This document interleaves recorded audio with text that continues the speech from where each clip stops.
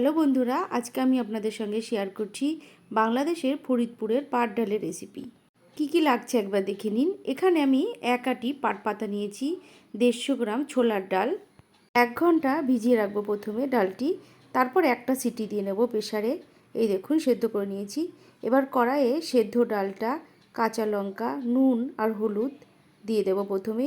এবার দিয়ে দিলাম পাট পাতা। পাট পাতা খুবই কচি বলেও শীষটা ফেলিনি। পাট পাতা ডালের সঙ্গে ভালো করে মিশিয়ে দিয়ে গ্যাসের আঁচ কমিয়ে দিয়ে 3 থেকে 4 মিনিটের জন্য আমি ঢেকে দেব। এই দেখুন ঢেকে দিয়েছিলাম, খুলে দেখছি পুরো পাটের পাতা সেদ্ধ হয়ে গেছে। এবার আমি নামিয়ে নেব। গ্যাসের উপর অন্য একটি কড়াই বসিয়ে দিয়েছি। কড়াই গরম হলে পরিমাণ মতো তেল, হাফ চামচ জিরে, 2টো তেজপাতা, 2টো শুকনো লঙ্কা ফোড়নে দিলাম।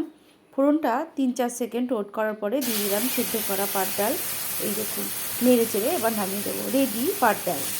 আমার এই রেসিপি ফলো করে আপনারাও একইভাবে এই পাট ডাল রান্না করে দেখুন ছোলার ডাল দিয়ে, দেখবেন সত্যিই খুব ভালো লাগবে।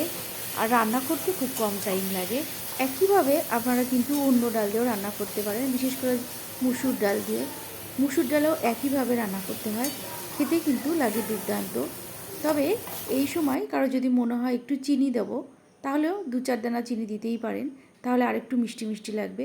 তবে আমি কিন্তু এখানে চিনি দিইনি, আমি চিনি ছাড়াই রান্না করেছি। এবার আমি পরিবেশন করব। রেডি আমার পাট ডাল।